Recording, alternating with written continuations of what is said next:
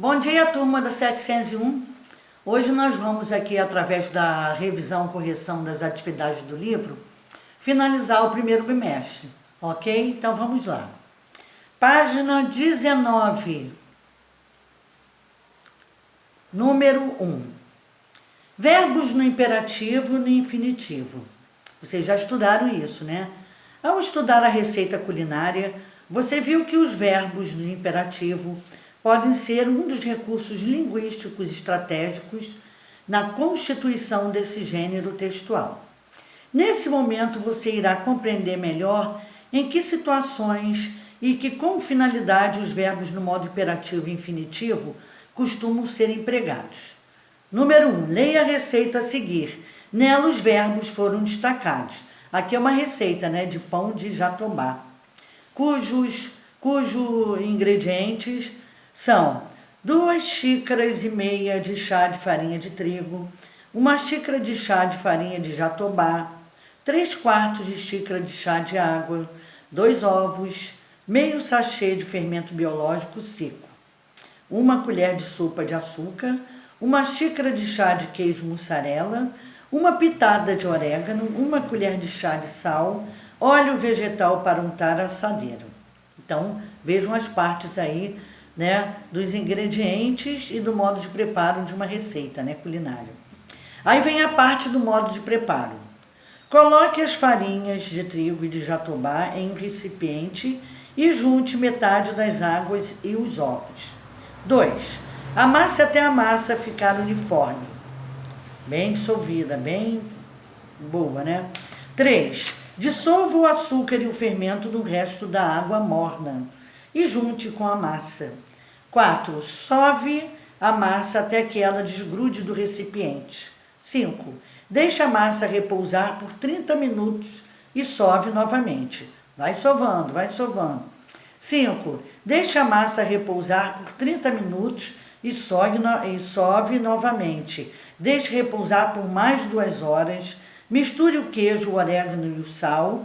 Molde os pães e coloque na assadeira untada. E, por último, leve ao forno por 30 minutos. Observe que todos os verbos aí estão no modo imperativo, porque indica o quê? Uma orientação, certo? Para a pessoa seguir essa receita direitinho na hora do seu preparo.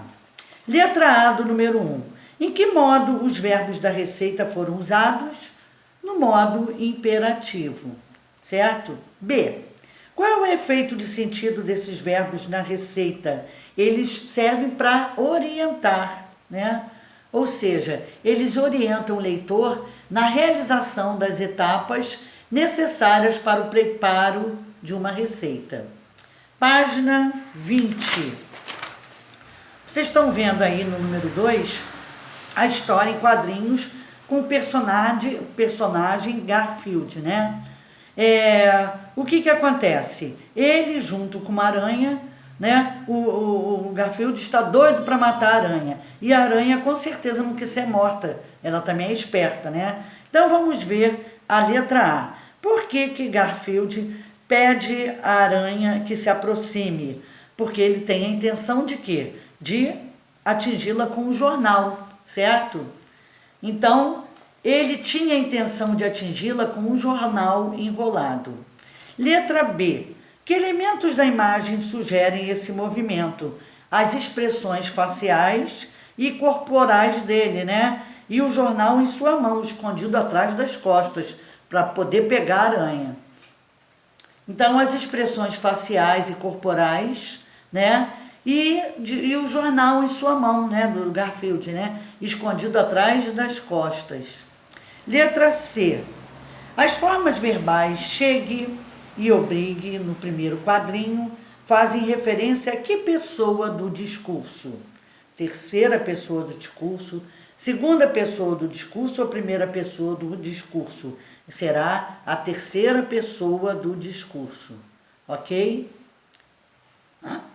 Página 21, letra D.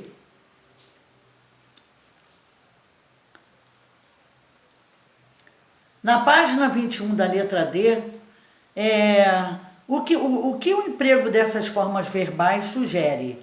Sugere o quê? Uma ordem, um convite. Letra E. E as formas verbais chegue, obrigue e espere estão em que modo verbal? No modo imperativo, porque o objetivo de Garfield e da aranha era impor algumas ações um para o outro. Garfield queria que a aranha se aproximasse dele e a aranha queria que o Garfield a obrigasse a fazer o que ele havia ordenado. Por isso foi importante o emprego do modo imperativo, que indica uma ordem, um convite. Número 3. Observe as placas de trânsito a seguir. Letra A. Com que objetivo elas foram produzidas? Para orientar os motoristas no trânsito. Letra B. Qual é o significado de cada uma delas? Na letra A, significa ir em frente, siga em frente. Na letra B, vire à direita. E na letra C, conserve-se à direita. Na letra C, identifique os verbos referentes aos significados das placas. Siga, vire, conserve-se, né? São os verbos no modo imperativo, mostrando o quê? Orientação.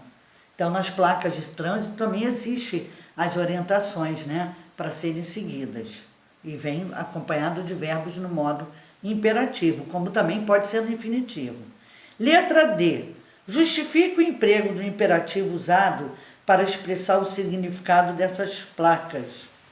Elas servem para orientar os motoristas, ciclistas e também pedestres, né? Por isso o emprego dos verbos no modo imperativo.